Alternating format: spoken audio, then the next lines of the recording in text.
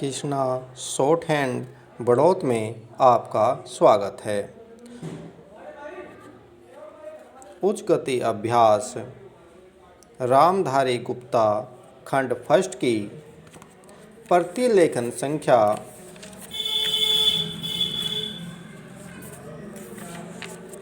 1 का आज हम 40 मिनट की स्पीड से डिक्टेशन लिखेंगे। डिक्टेशन स्टार्ट होगी कुछ सेकंड बाद।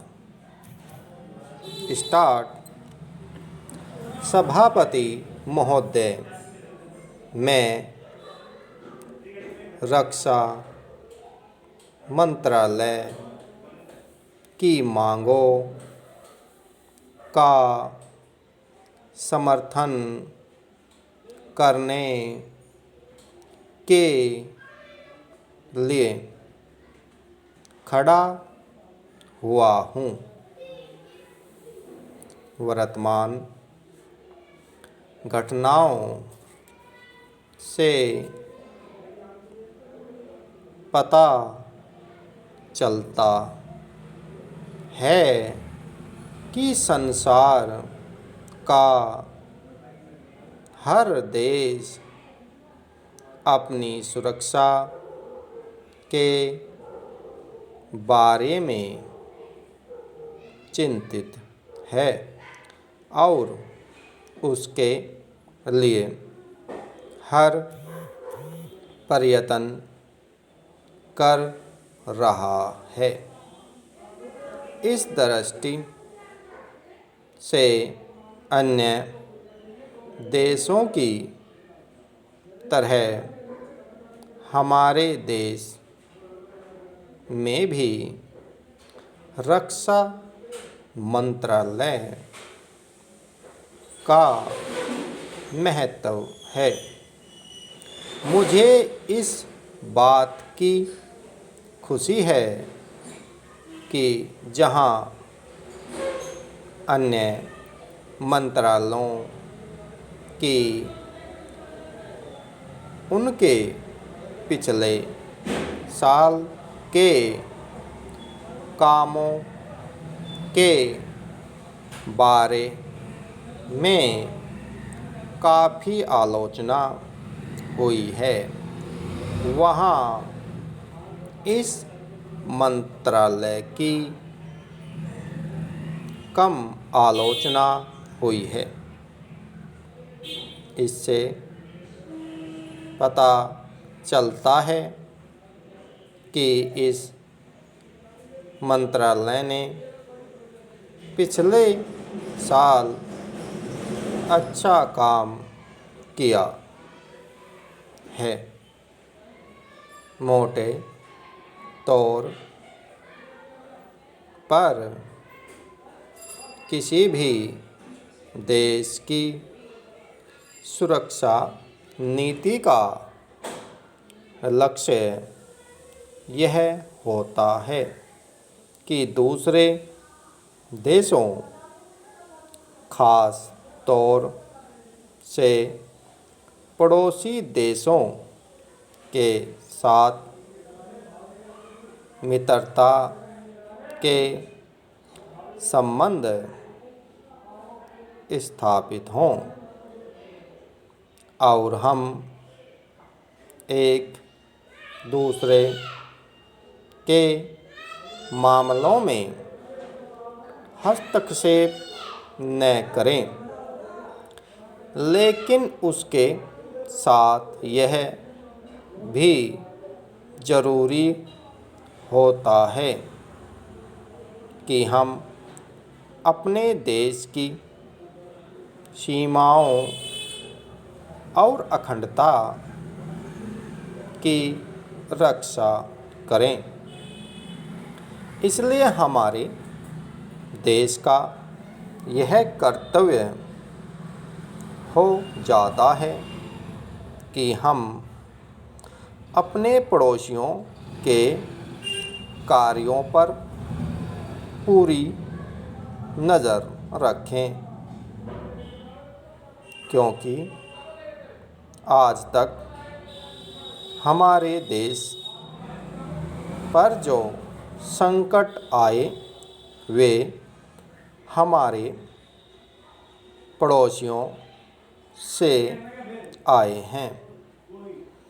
1965 में पाकिस्तान के साथ जो लड़ाई हुई और उसके बाद ताशकंद में जो समझौता हुआ वह सिर्फ कागज़ पर ही रहा।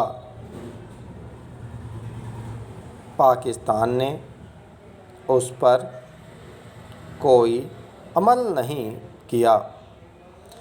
इस दृष्टि से बहुत ज़रूरी है कि हम अपने देश की सुरक्षा की हर तरह से व्यवस्था करें। हमारा उद्देश्य दूसरों पर आक्रमण करना नहीं है, लेकिन यदि हम पर कोई आक्रमण करे तो हम में इतनी शक्ति अवश्य होनी चाहिए कि हम उसका डटकर सामना कर सकें। आप जानते हैं कि पिछले दिनों पाकिस्तान को अमेरिका और चीन से काफ़ी मदद मिली है। रक्षा मंत्रालय की रिपोर्ट में भी कहा गया है कि पिछले साल अमेरिका ने पाकिस्तान को 1500 करोड़ रुपए की फौजी सहायता दी है। आज जहां हम फौजी सामान के लिए अपने कारखानों की मदद से अपनी शक्ति बढ़ाने का प्रयत्न कर रहे हैं, वहाँ पाकिस्तान संसार के देशों से फौजी सामान खरीद रहा है। अपनी नीति के कारण वह सब देशों से लाभ उठा रहा है। मेरा सुझाव है कि हम को भी अपनी शक्ति बढ़ाने के लिए संसार के अन्य देशों से अधिक फौजी सामान खरीदना चाहिए। आज तिब्बत की सीमा पर चीन की 1.5 लाख फौज खड़ी है।